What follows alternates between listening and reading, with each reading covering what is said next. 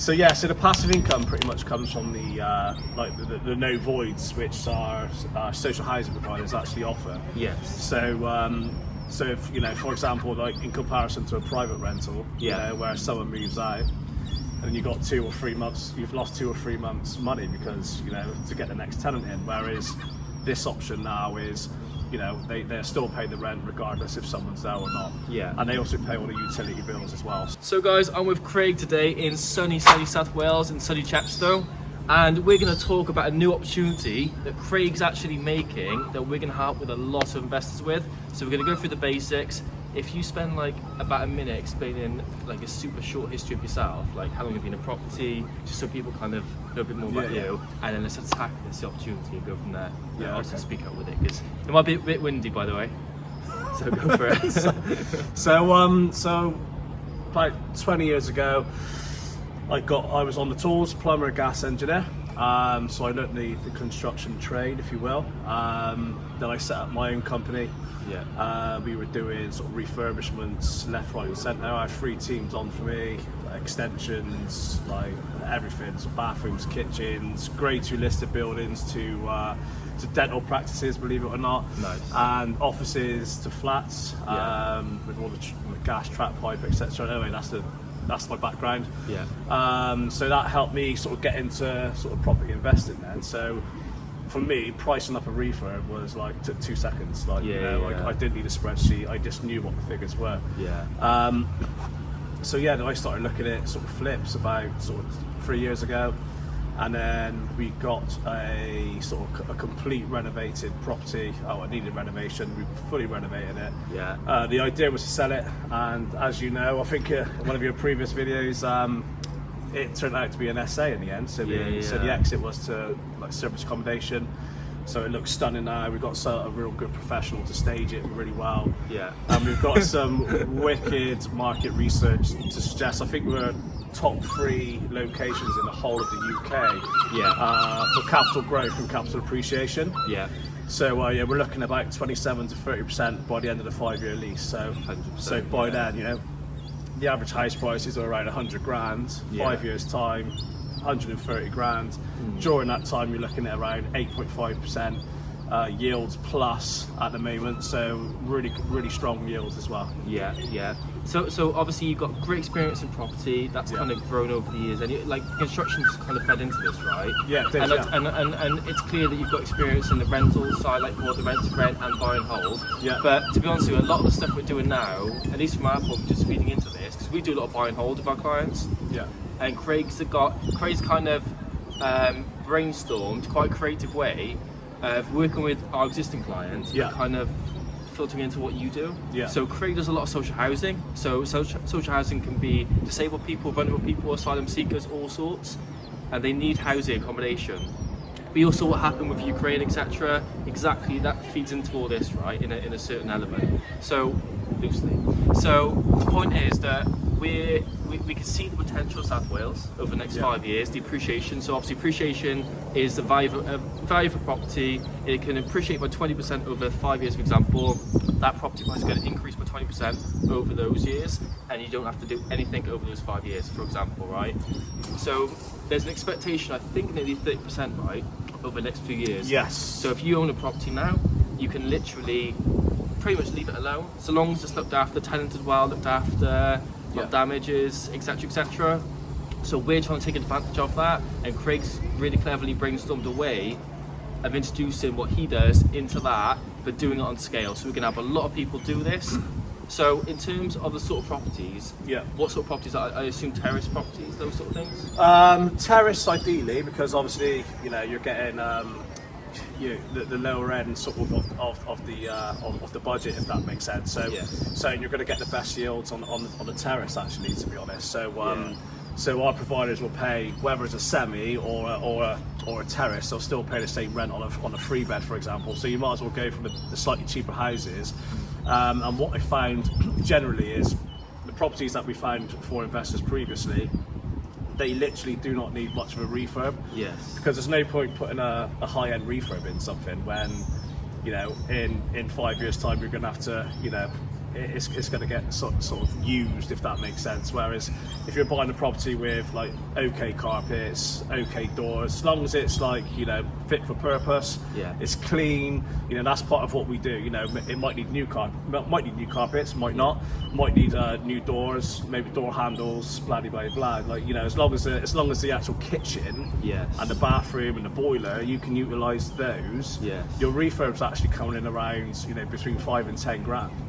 I guess the beauty is, like, for us, a lot of the issues with buying property, it can be refurbs. So you're kind of minimising any potential risk, because structurally the property be sound or checked, like with a survey, for example. But then you're minimising the amount of risk on the back end, aren't you? With actually like having a small refurb. There's only, if you're only doing, you know, smoke alarms, kitchen, bathroom, you're minimising the time to get tenanted, add cash flow. The thing is, like, you know, when you, so if you were to buy a house now and onto the private market, you're going to think, oh, to get top rent, I'm going to have to put a brand new kitchen, a brand new boiler, a brand new bathroom. Whereas actually now, you know, we're not looking for sort of like, you know, that high end finish, because we're still getting around market rents regardless of kind of what condition that property is in. So, you know, when you're looking at a property, okay, yes, there are fire door, you know, requirements. There's grade D1 smoke alarms that need to go in. You know, there's window locks, so you know on all the windows, for example, any glass doors need to be replaced for safety reasons. But apart from that, you know, it just needs a light refurb just to make it clean, habitable and usable, you know, because obviously these are vulnerable people in all cases, depending on whether it's supported living or social housing. They're kind of vulnerable people, so they do need individual sort of requirements.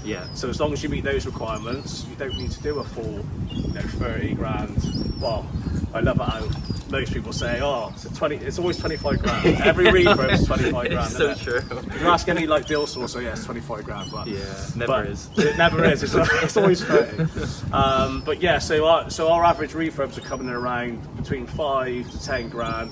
Sometimes we'll go for one that, you know, might need a little bit more work, but you know, we'll knock that off the asking price. You know, we're always trying to come in at, you know, below market value or market value. We don't want investors, because I mean, a lot of these guys now, you'll see them, you know, it seems to be generally up north, where they're selling kind of all these like social housing supported living deals. But when you look at the market value of the property, it's say 60 grand in County Durham, and they're selling it for like 120 grand. Touche. And it's like, well, what happens if, you know, something was to go wrong, or what happens in 5 years' time, and you know, you're in negative equity straight away. So I've designed this so you're kind of, you know, you're at market value, but then you've got that capital appreciation where, you know, everything's gonna sort of go up over time with the market research that we got.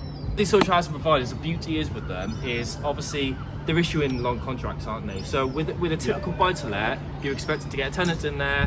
You may have tenant issues, you may have void periods. Obviously, a void is when the property is empty and vacant, so there's no cash flow with the property.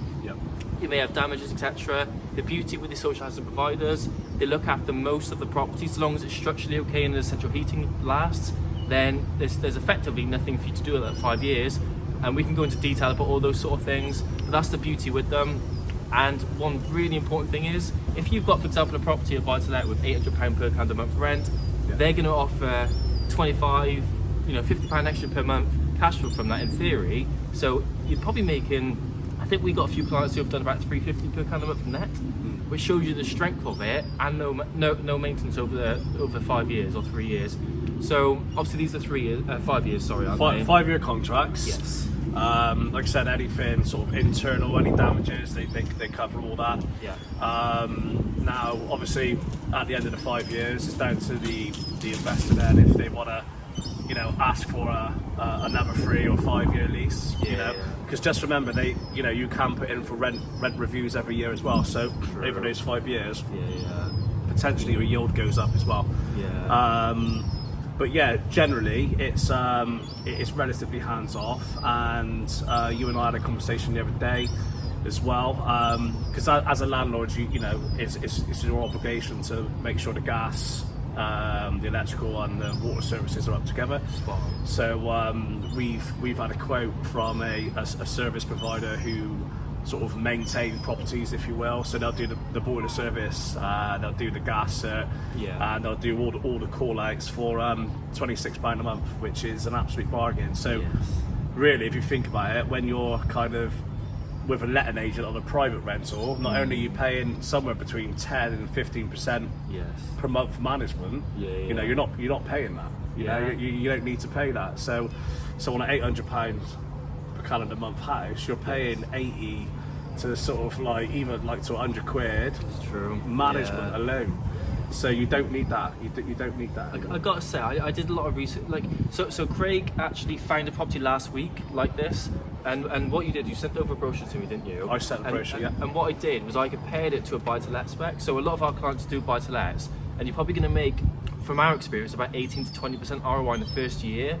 And I actually inputted everything that you've done, because you got low purchase price of between, let's say, for example, 70 to 100k, for example, small refurb, etc.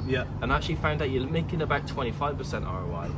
That's kind of, so you got an increased ROI to 25% your first year, fixed returns, and low cash needed. And I'll tell you what the thing is, I actually did a brainstorm on it.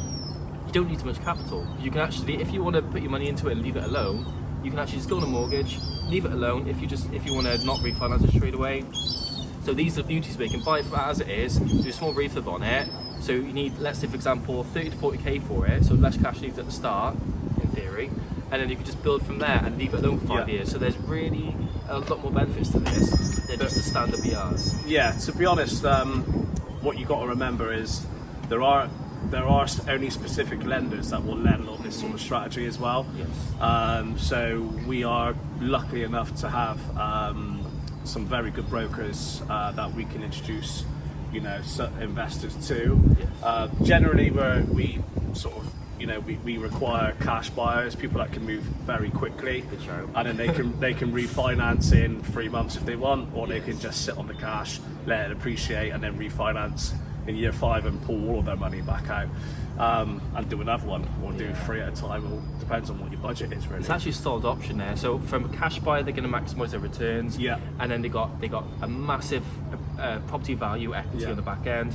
If you're doing a mortgage, obviously we can sort lending out for you as well. So it's 2 strong positions there.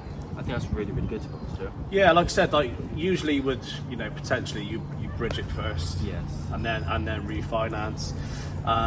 But yeah, I mean, our brokers have already, you know, they're already talking to our investors directly.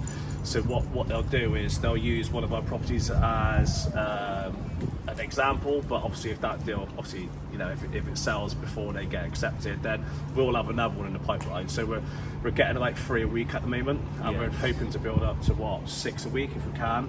Could you run me through the facts, figures and returns on the property you sold last week? Is that okay with you? Yes. Because it gives people a bit of context as to what the literal example is. Okay.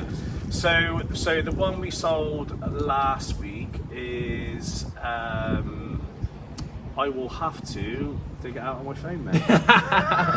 So for a bit of context from my memory, and I'll give rough figures based upon that. So you're looking at about between, I think it was about an 85k purchase-ish, if I'm not mistaken. About a 10% yield, give or take. So we aim for about an 8.5 to 10% yield. Yes. On average, I mean, to get 10% is pretty lucky, and they sell sort of within an hour. But I think a healthy, good return really is about 8.5%. So yeah, between 8.5 and 9% we're getting at the moment. So we got, for example, 2 in stock at the moment. We've got 1 at 9, one at 10, ready to go today, which we had the local authorities sign off today. But yeah, I mean, on average they're coming in around sort of, like you said, 85 to 100, 105k ish, around that region, and it ranges anywhere from like sort of 675, 700 to 850.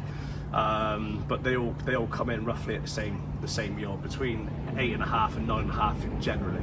And I got so on every single calculations we've done in terms of the 5-year forecast, I think I looked at it, and the ones that you're buying for about 85k are going to be worth an expected 120. Ones that you're buying 100k with 135. You can see the growth over that 5 years. You're doing nothing. So that's all your money working harder for you over time and through no actual additional effort. Exactly. Which is the whole point of this. You're cash in the bank. You want to utilize it. Some of our clients are already doing that now. Yeah.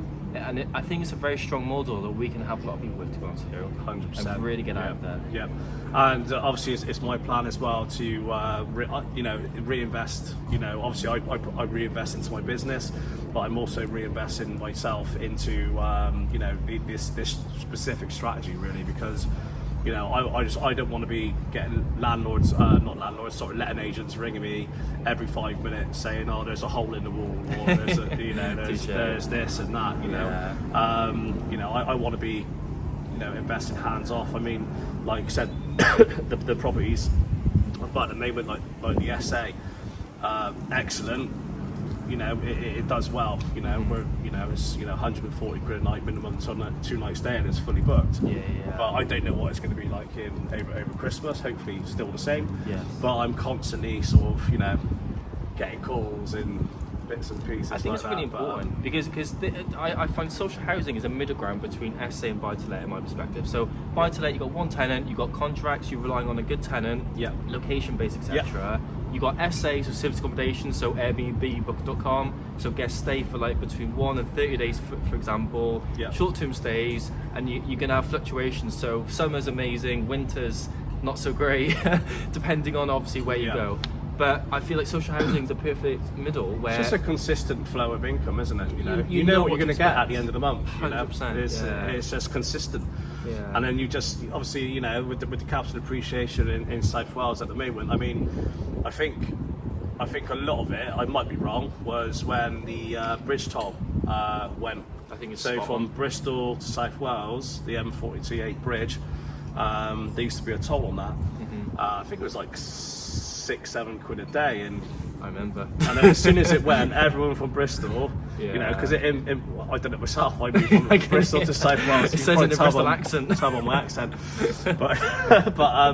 but yeah, I mean, my house alone in the last 3 years, despite interest rates, just doing sort of like some valuations online, it's gone up by 50 grand already.